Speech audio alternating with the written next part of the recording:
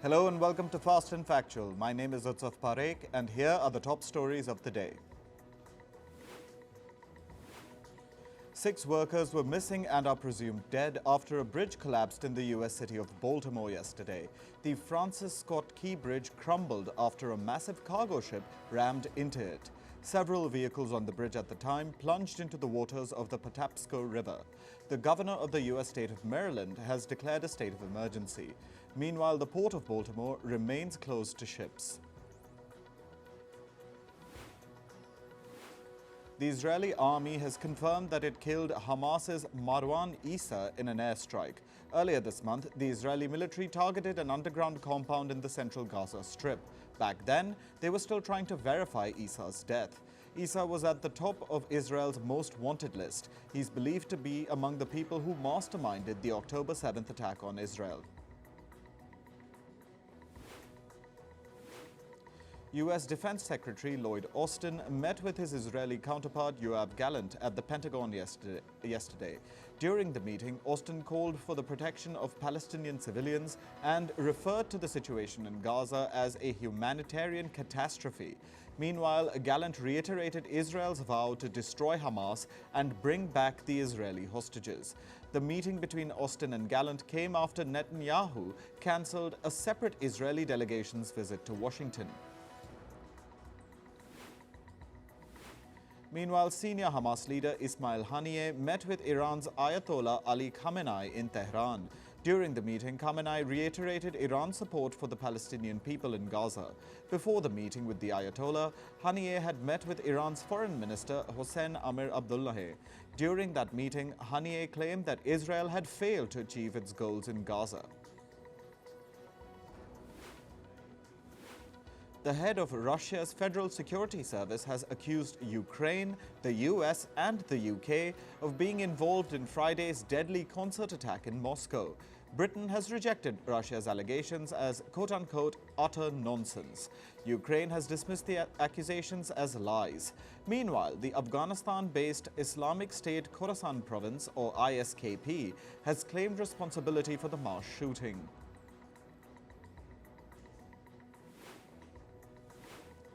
Belgian farmers took to the streets of Brussels to protest. They protested in the district housing the European Union headquarters.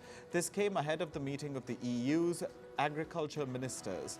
There were over 250 tractors on the road, and the protesters poured dirt, dumped manure and burnt haystacks in the streets. The Belgian police used water cannons and tear gas to disperse the protesters. Both abortion rights and anti-abortion demonstrators held rallies in front of the U.S. Supreme Court building yesterday. People held banners quoting, "Our bodies, our freedom." Meanwhile, other banners read, "Chemical abortion hurts women." This came as the U.S. Supreme Court heard arguments in a case on the abortion pill mifepristone. The popularity of the abortion pill surged in the U.S. after the Supreme Court quashed abortion rights in 2022. The latest case risks further restrictions on the access to mifepristone. Indonesia's losing presidential election candidate Anies Baswedan has said that last month's election was unjust and not freely held. He has alleged that there was significant state interference to sway the outcome in favor of the new president-elect, Prabowo Subianto. Anies has requested an election rerun and the disqualification of Prabowo from the ballot.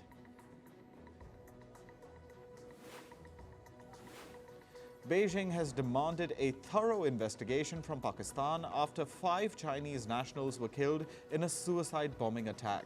The attack took place in the Khyber Pakhtunkhwa province yesterday. A suicide bomber rammed an explosive-laden vehicle into a convoy of Chinese engineers, killing all 5 of them. The US has said that it does not support a Pakistan-Iran gas pipeline project going forward. Washington has also warned Islamabad that it could risk sanctions by doing business with Tehran. The Pakistan-Iran gas pipeline, known as the Peace Pipeline, is a long-term project between the two countries. It will transport natural gas from Iran to Pakistan. Indian officials held a 40-minute meeting with the U.S. diplomat this morning. This comes after India objected to America's remarks over the arrest of Delhi's Chief Minister Arvind Kejriwal. Earlier, the U.S. said that it was closely monitoring Kejriwal's case and called for a transparent legal process. Last week, Arvind Kejriwal was arrested in a case related to a liquor policy scam. Employees of Argentina's Family Agriculture Ministry staged a protest in the capital Buenos Aires yesterday. This was in response to the ministry's closure. Last week, Argentina announced the closure of the ministry to curb government expenditure. The protesters say that the move is expected to result in over 900 job losses. But Argentine President Javier Milei is doubling down. Yesterday, he said that he plans to fire 70,000 government workers in the next few months. Colombian authorities have seized over 5 tons of cocaine from 2 anti-narcotics operations. One of the operations included a high-speed chase at sea. The army stopped a vessel off the coast of San Andres Island. The boat was carrying over 3.3 tons of cocaine. In climate news, firefighters have been trying to control a massive wildfire in western Peru. The flames have been raging in a wetland in the Nuevo Chimbote district since Saturday. Authorities say fire brigades were struggling to reach some areas due to the difficult terrain. 2 planes and a helicopter have also been deployed to tackle the blaze. France and Brazil launched an Amazon rainforest investment plan yesterday. This was announced by French President Emmanuel Macron and his Brazilian counterpart Luiz Inácio Lula da Silva. The plan aims to raise over $1 billion from private and public players over the next 4 years. The funds will be used to stop deforestation in the Amazon rainforest by 2030. Heavy rains and hailstorms have battered eastern and central parts of China over the past 3 days. This has led to severe flooding in several cities in the Anhui and Zhejiang provinces. In Anhui, rescue workers were seen wading through knee-deep floodwater to reach submerged vehicles. Meanwhile, egg-sized hailstones have rained down on Zhejiang. Indian climate activist Sonam Wangchuk has ended his hunger strike. He was observing a climate fast for 21 days. It began on the 6th of March. The fast was to draw the Indian government's attention to the fragile ecosystem of the Union Territory of Ladakh. Australia's Pacific Minister Pat Conroy says his country and the Pacific island nation of Tuvalu will go ahead with a climate migration pact.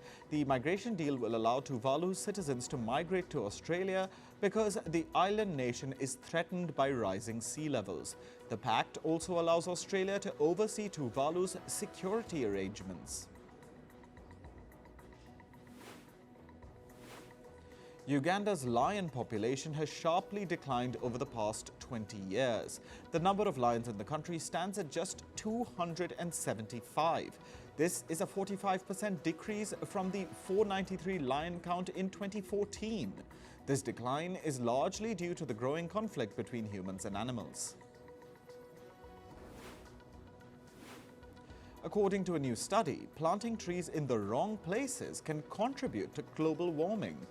Usually, the Earth's surface absorbs certain amounts of sunlight and reflects the rest back into space. However, planting trees in the wrong place may cause less sunlight to get reflected from the Earth's surface. This can lead to the planet absorbing more heat, which in turn can contribute to global warming.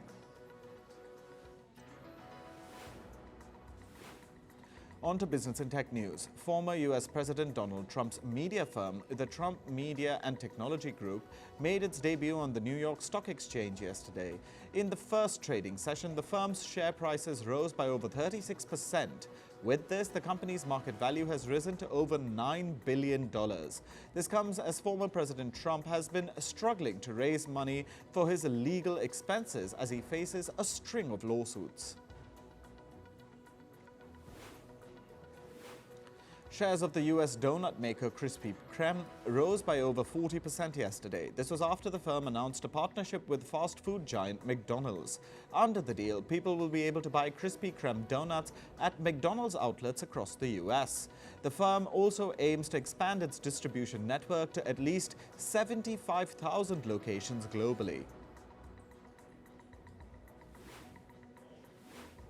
Chinese electric vehicle giant BYD has posted a 80.7% increase in annual profit, but it also showed its slowest rise in quarterly profit in 2 years. The firm reported close to a 19% rise in its fourth quarter profit. Analysts have said that BYD's discounts on cars have impacted its growth. BYD has been reducing car prices to attract more customers. Last year, it cut prices of 13 car models. South Korea's Hyundai Motors plans to invest over $51 billion in R&D for its electric vehicle business. This will be invested over the next 3 years. The $51 billion will be used in R&D for cars, battery technology and EV software. Hyundai also plans to hire 80,000 new employees. Carmaker Stellantis has announced plans to lay off over 2,500 workers in Italy. The firm says most layoffs are voluntary and impact employees that are close to their retirement age. The layoffs come after Stellantis reached a deal with labor unions in Italy. The deal is part of the firm's cost-cutting plans as the carmaker transitions to clean energy. Telecom firm Vodafone is laying off around 2,000 employees in Germany. Vodafone says the layoffs will help it save over $430 million. These layoffs are part of a global cost-cutting drive that Vodafone started nearly a year ago. At the time, the firm had announced over 11,000 job cuts worldwide. The LG Group has announced a $74 billion investment plan for the next 5 years. The investments are expected to help the company get a more competitive edge in technologies such as artificial intelligence and green tech. The LG Group has said that it plans to work in fields such as batteries, auto parts and next-generation displays. The German national rail operator Deutsche Bahn has reached a deal with its train drivers' union. Deutsche Bahn has agreed to reduce train driver working hours to 35 hours a week. The deal will help end the dispute between the German rail operator and train drivers' union. The dispute had led to several nationwide strikes in Germany.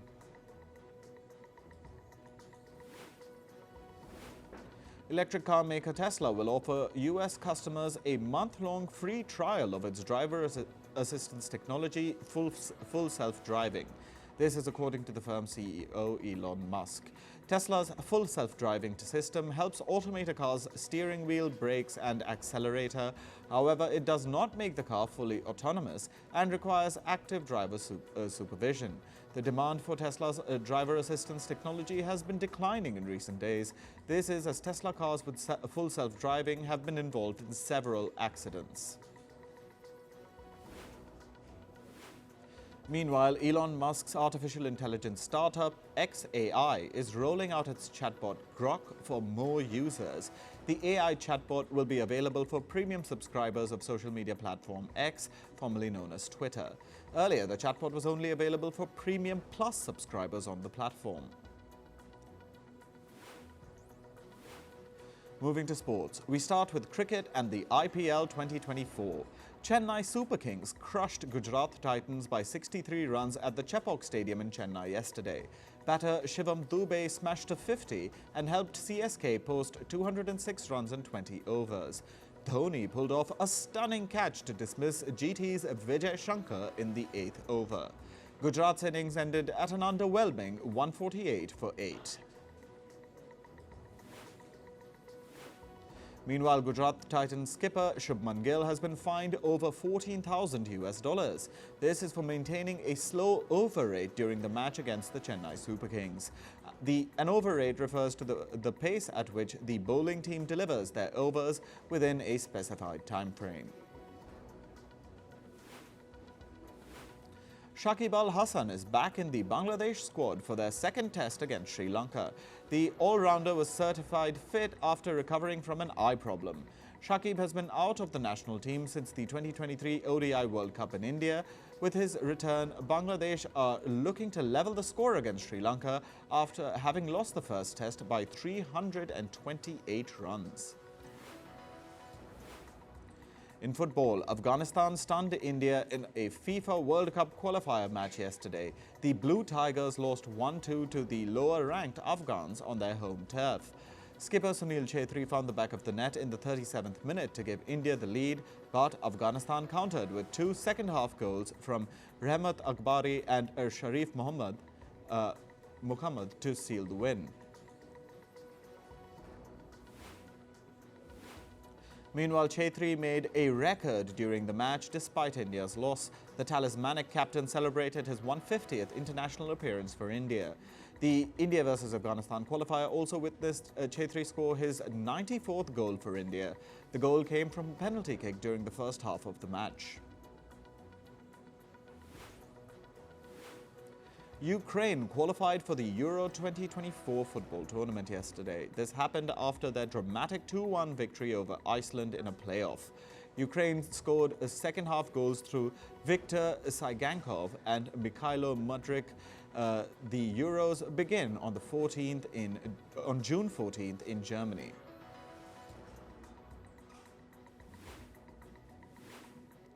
In tennis, world number 2 Carlos Alcaraz's winning spree continues at the Miami Open. The Spaniard has reached the quarterfinal of the tournament. Alcaraz crushed 23rd seed Lorenzo Musetti 6-3, 6-3. He will next face Grigor Dimitrov in the quarterfinal.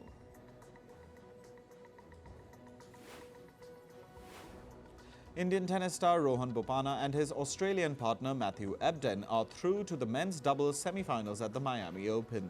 They defeated Sem Veerbeek and John Patrick Smith 3-6, 7-6, 10-7.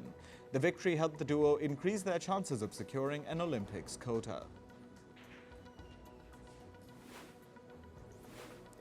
In badminton, Indian shuttlers Trisa Jolly and Gayatri Gopichand got eliminated at the Madrid Spain Masters 2024.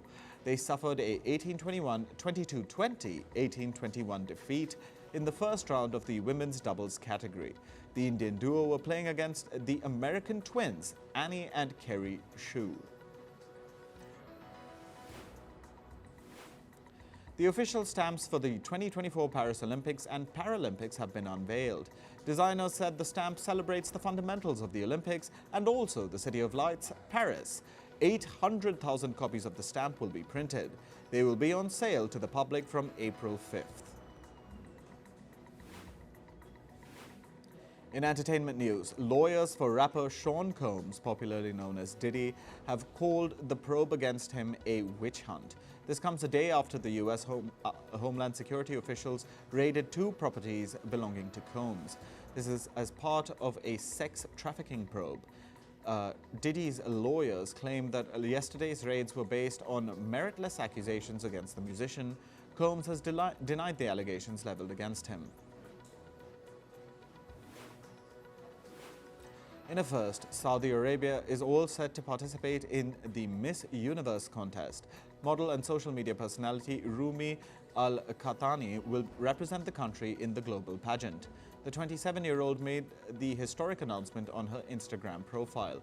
She has previously participated in the Miss and Mrs. Global Asian competition. The 2024 Miss Universe is scheduled to be held on the 28th of September in Mexico. The floating door from the movie Titanic was sold at a recent auction for more than $700,000. The slab of wood has been a topic of debate among fans since the release of the film in 1997. In the film, when the Titanic ship sinks, the door keeps Kate Winslet's character out of the icy waters, but it is unable to accommodate Leonardo DiCaprio's character. Many fans argue that the door could have saved both of them. This debate has fueled the door's popularity among the masses. Robert Pattinson and Suki Waterhouse have reportedly welcomed their first child together. The couple was seen taking a walk while pushing a stroller in Los Angeles. The baby comes 5 months after Waterhouse announced her pregnancy in November. Pattinson and Waterhouse have been together for over 5 years. Korean actor Lee San-yeob has tied the knot with his longtime partner in an intimate wedding. The wedding was held in Seoul on Sunday. He shared glimpses of his special day in a series of photos on Instagram. Details about Lee's non-celebrity bride remain private. Lee has starred in popular K-dramas including A Happy Woman, Eve, and Once Again. K-pop girl group Blackpink's member Lisa is celebrating her 27th birthday today. Her fellow band members Jisoo, Rose, and Jennie posted their heartwarming wishes on Instagram. Meanwhile, Lisa's recently launched media company L Loud announced an exclusive merchandise drop to celebrate her birthday.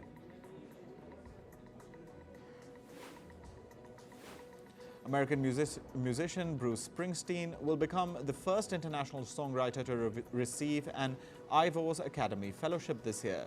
The fellowship is the highest honor bestowed by the London-based Ivors Academy. Springsteen will be the 27th fellow to receive the honor, joining previously inducted famous musicians like Elton John, Sting, and Kate Bush. The 74-year-old singer said he will dedicate the award to his fans and friends. Pop icon Shakira drew 40,000 fans at her surprise concert. The concert was completely free.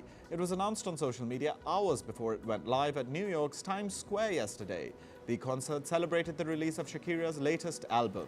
This is her first studio album in 7 years. Shakira shared a short clip from her pop-up concert, calling it an insane experience. Filmmaker Jerry Bruckheimer has revealed that the next Pirates of the Caribbean movie will be a reboot. The fifth and last installment of the franchise was released in 2017. It grossed over $790 million globally. Soon after the release, talks began about a sixth movie. However, writers working on the film left the project in 2019. Timothée Chalamet has signed a first-look deal with the Warner Brothers Studios. Chalamet will collaborate on future projects with the studio as an actor and producer. This does not mean that the actor can only make movies with Warner Brothers. Instead, the studio is entitled to the right of first refusal. Recently, Chalamet's back-to-back box office hits for the production house made over $1.2 billion globally.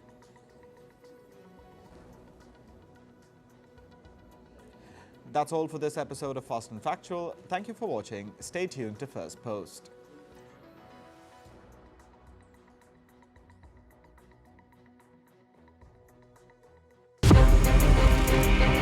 From impeachments to inaugurations, if it's a political story, we are on the scene.